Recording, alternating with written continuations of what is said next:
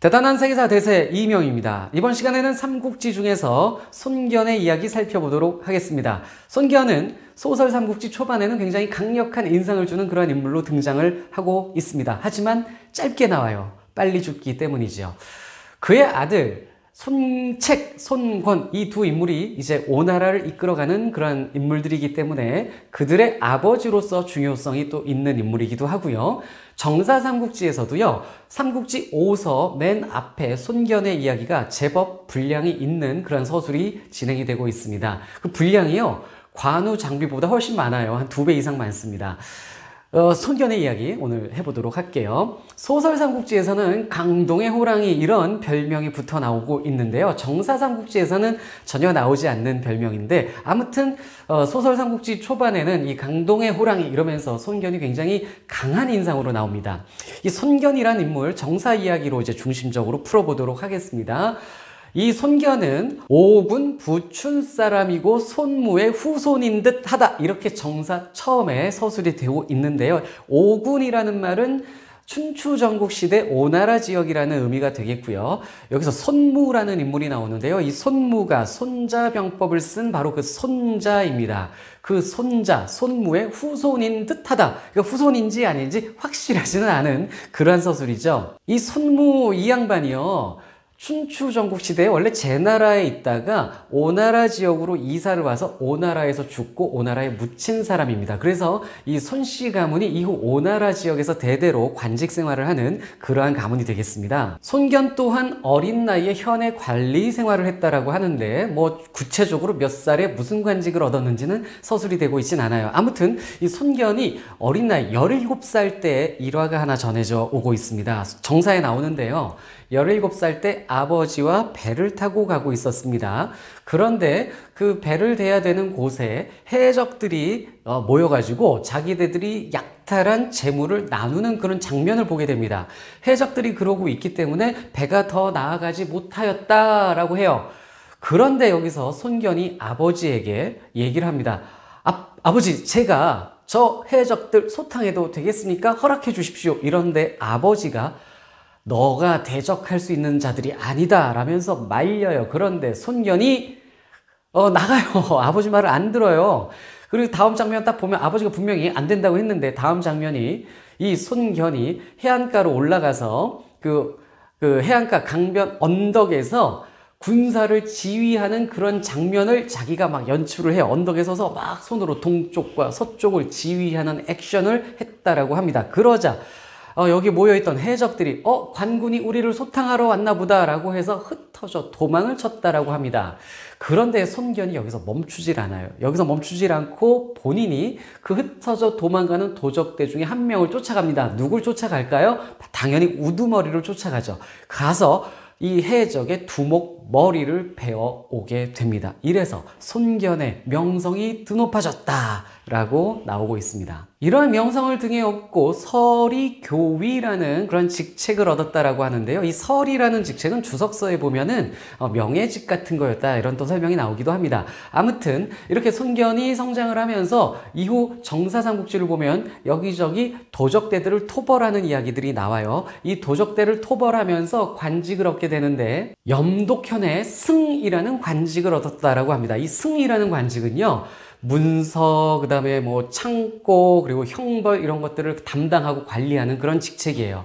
그리고 나서 임지를 이렇게 옮기게 됩니다. 우비현, 하비현 이런 곳에서 승이라는 관직을 계속 이어가고 있었는데, 그러던 그 시기에 황건적의 난이 전국을 휩쓸게 됩니다. 황건적의 난이 터지자 손견도 황건적 난 토벌에 나서게 되는데, 자, 여기서 잠깐 연의로 빠지면은요, 삼국지 연의에서는 이 황건적 토벌 장면에서 손견이 첫 등장을 하게 됩니다. 유비와 주준이 완성을 공격하는데 손견이 여기 도우러 오는 그러한 모습으로 첫 등장이 돼요. 그러면서 손견이 처음 등장하면서 그의 이력이 짧게 삼국지 연의에서 여기서 이제 소개가 되는 장면이죠. 그런데 정사에서는요, 황건적의 난이 일어나자 조정이 황보숭과 주준에게 황건적 토벌을 시켰습니다. 그래서 황건적 토벌군을 황보숭과 주준이 이제 이끌고 진행을 하게 되는데, 여기서 이 주준이 손견이라는 인물을 발탁하는 걸로 나옵니다. 그래서 주준이 조정에 이 손견을 좌군 삼하직책으로 추천을 해서 그래서 이제 손견이 여기서 본격적으로 혼건적 토벌을 하게 됩니다. 주준 밑에서 하게 되는데, 그런데 이 손견이 아주 혁혁한 공을 세우게 돼요. 전투에 본인이 직접 앞장서서 싸우는데, 심지어 성을 공격할 때 직접 성의 한 면을 자기가 직접 기어 올라서 가장 먼저 성 안으로 들어갔다라고 합니다. 손견이 들어가자 그를 따르는 부하들이 일제히 올라가서 그 전투에서 승리를 하는데 큰 공을 세우게 되었다라는 것이죠. 그래서 주준이 이러한 손견의 모습을 조정에 잘 보고를 해줘요. 그래서 손견이 별부사마라는 직책을 얻게 됩니다. 주준이라는 인물이 손견을 좋아했던 것 같아요. 이렇게 높이 평가하고 그래서 공도 잘 보고를 해줘서 좋은 직책을 얻게 이렇게 만들어 주었던 것 같습니다. 그리고 나서 이제 변장과 한수라는 인물이 난을 일으키는 장면으로 정사 이야기가 전개가 되는데요. 변장과 한수라는 인물이 난을 일으켰을 때 동탁이 토벌에 나섰었습니다. 그런데 동탁이 아무 공도 세우지 못했습니다. 그래서 조정에서는 장온이라는 인물을 변장과 한수의 난을 진압하라고 파견을 하게 되는데, 이 장온이 또 손견을 데리고 간 겁니다. 그런데 장훈이 가서 동탁을 이제 부릅니다. 앞에 이제 그 진압을 하고 있었던 인물이기 때문에 장훈이 동탁을 부른 건데, 동탁이 아주 늦게 나타나게 됩니다. 그래서 장훈이 동탁을 꾸짖습니다. 너 이렇게 늦게 나타나느냐 이랬는데 동탁이 아주 싸가지 없게 응대를 했다라고 해요. 그런 모습을 보이고 동탁이 나간 후에 손견이 장훈에게 이야기를 하는 겁니다. 저 동탁 죽이십시오라고 얘기를 하는 거예요. 아니, 저렇게 지금 잘못했는데도 오히려 자기가 사납게 큰 소리 치고 나가는 저런 자가 있을 수 있는가? 장군이 불렀을 때 제때 오지 않았기 때문에 이거 군법을 적용하셔서 목을 베십시오 라고 건의를 하는데 장원이 미적미적합니다. 장원이 아우, 야, 그래도 동탁이 위험이 있고 또 명성이 있는데 저자를 내가 배웠다가는 내가 난처해 줄 수 있어, 이런 반응을 보여요. 그러자 손견이 계속 죽이라고 권하는데 손견이 뭐라고 그러냐면요, 일단 예의가 없다. 그 다음에 1년 동안 지금 이 변장과 한수의 난을 진압한다고 지금 나섰는데 1년 동안 그 변장이 그렇게 난리를 치는데 동탁이 한 게 하나도 없다. 군사를 제대로 보내지도 않고 군사 행동에 오히려 방해를 주고 있다. 그리고 장군의 부름에 제때 응하지 못했기 때문에 이건 군법을 당연히 바로 세우셔서 죽여야 됩니다. 이랬는데 결국에는 장원이 손견 너 나가 이럽니다. 너 돌아가거라. 이러다가 이거 소문나면 동탁한테 네가 의심받겠다. 나가라. 이래가지고 손견이 나가게 됩니다.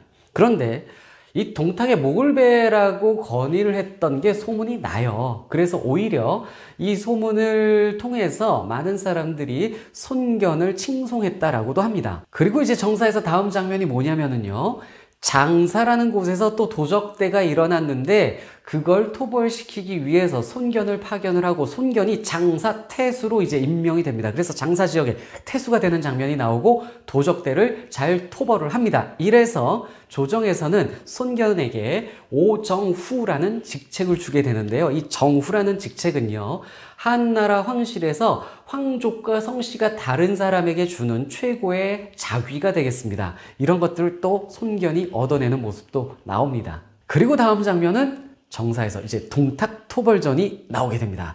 동탁이 이제 난리를 치잖아요. 동탁 토벌전에 손견이 참여를 하게 되는 겁니다. 그래서 자기가 태수로 있었던 장사 지역을 떠나서 북진을 하게 되는데 이렇게 가는 길에 왕예라는 인물을 죽이는 장면이 나와요.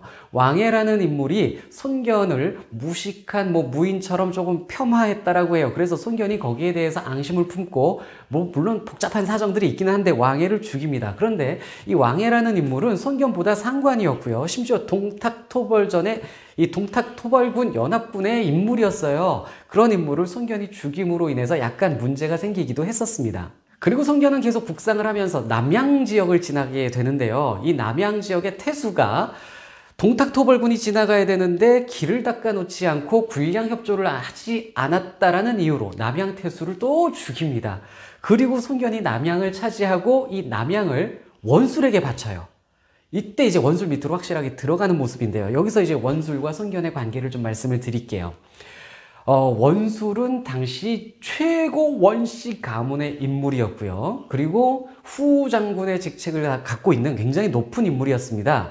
그리고 동탁이 장악하던 그 시기에 동탁이 이 원씨 일족들을 막 죽였기 때문에 이 원술 원소 가문이 동탁의 원한을 품고 있는 상황이었고, 그래서 많은 사람들이 이 원소 원술 이 인물을 지지하고 있었습니다. 특히 이 최고의 원씨 가문의 원술이 적자예요. 원소는 적자는 아니었거든요. 그래서 원술이 굉장히 그 권위를 갖고 있는 그런 존재였습니다. 이 원술 밑에 손견이 들어가서 원술의 도움으로 이제 승진도 하고 이런 장면들이 이제 정사에 나올 겁니다. 그런데 삼국지 연의에서는 손견이 원술 밑이라기보다는 그냥 거의 대등한 어떤 그런 제후 세력으로 동탁토벌전에 나오는데, 정사에 의하면 사실은 손견은 원술 아래예요. 그리고 후한서를 보면은요, 후한서에도 원술전에 손견의 이야기가 거기에서 나옵니다. 손견이 따로 열전이 후한서에 있지 않고 원술 이야기에 많이 섞여서 나오게 됩니다. 그래서 손견은 원술 밑에 휘하 장군처럼 이게 들어간 상황이었다라는 것이 정사와 연의의 좀 차이가 되겠습니다. 아무튼 손견이 원술에게 남양을 바치니까 그 대가 때문인지 원술은 손견을 8호 장군으로 추천을 했어요. 그래서 8호 장군이란 직책을 얻게 되는데, 이 원술이 후 장군이고 손견이 8호 장군이면 이게 상관이 이제 원술이고 부하가 손견이 되는 그런 상황이었던 겁니다. 자, 이후 손견은 원술의 명령과 지원을 받으면서 동탁토벌전에 나서서 동탁군과 싸우게 되는데, 초반에는 고전했습니다. 초반에 크게 패배를 했어요. 이 패배는 정사에도 나오고 연의에도 나와요. 패배를 해서 막 도망치죠. 손견이 도망치는데 동탁군대가 잘도 쫓아옵니다. 아니, 쟤들이 나를 왜 이렇게 잘 쫓아오지 봤더니 자기가 빨간 두건을 쓰고 있어요. 이 빨간 두건이 손견의 상징처럼 돼 있거든요. 항상 빨간 두건을 쓰고 싸우기 때문에. 그래서 손견을 잘 쫓아오는 겁니다, 동탁군대가. 그러자 정사에서는 손견이 부하 조무한테 이 빨간 두건을 씌웠다라고 합니다. 그래서 조무가 유인을 해서 도망치는 장면이 나오는데, 연의에서는 조무가 손견한테 그것 때문에 지금 쫓기시니까 그거 제가 대신 쓰겠습니다, 저를 주시죠, 이렇게 해서 막 이 조무가 달라고 해서 자기가 쓰는 걸로 나와요. 근데 정사에서는 씌웠다 라 나옵니다. 뭐 구체적 상황은 알 수가 없지만 손견이 조무한테 야, 너 써, 이렇게 했다라는 그런 좀 뉘앙스가 있어요. 아무튼 이렇게 조무 덕분에 손견은 도망을 쳤고요. 패잔병들을 다시 수습을 해서 동탁군과 다시 싸우고요.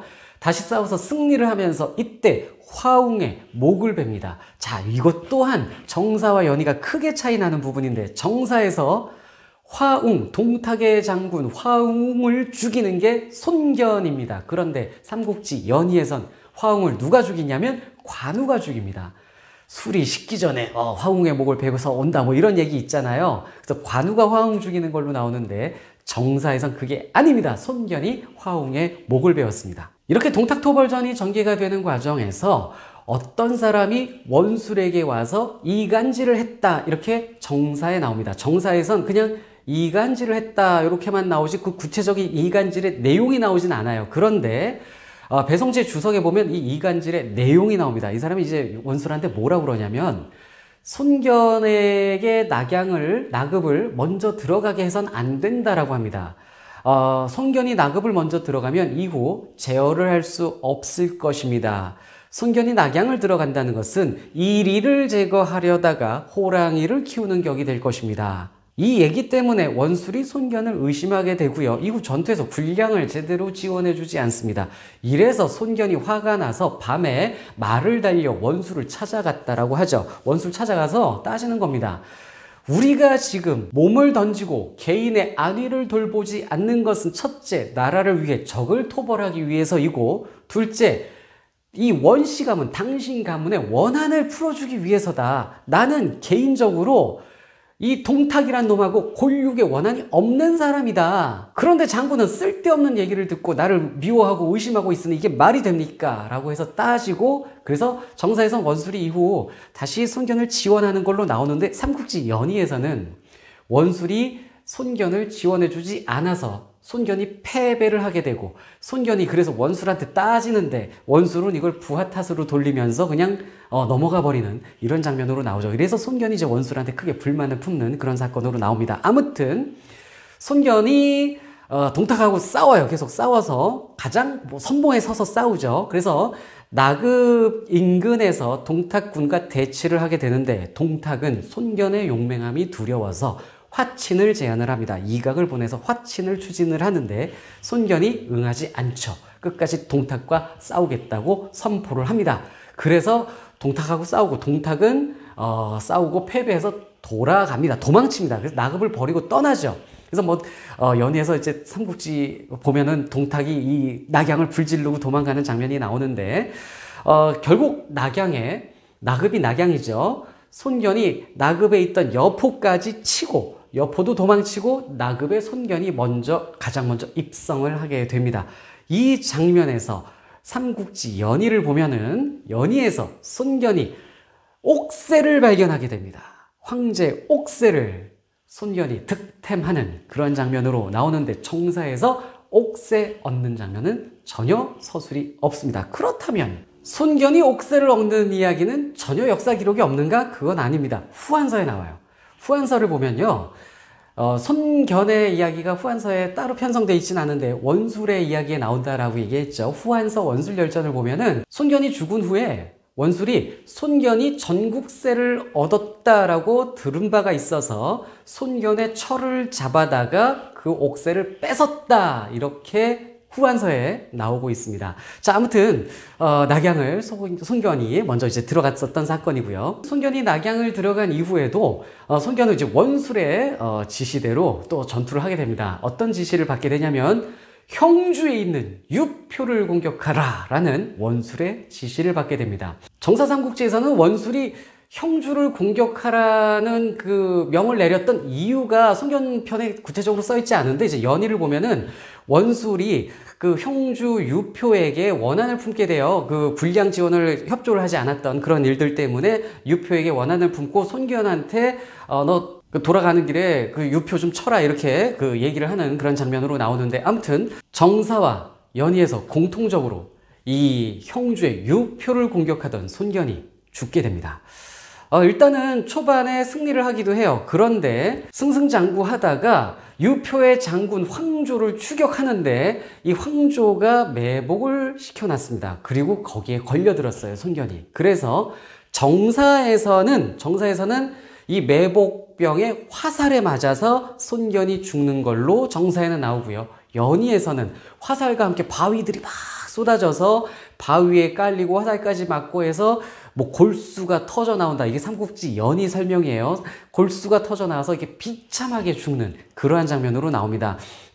정사에서 그냥 화살 맞고 죽었다, 이렇게 서술이 되어 있지만 연희에서는 손견의 죽음을 좀 더 극적으로 좀 참혹하게 묘사를 하고 싶었던 것 같습니다. 자, 이렇게 해서 37 나이로 짧은 생을 마감을 해서 삼국지에서도 삼국지 소설에서도 1권 앞부분 초반에 잠깐 임팩트 있게 나오고 맙니다.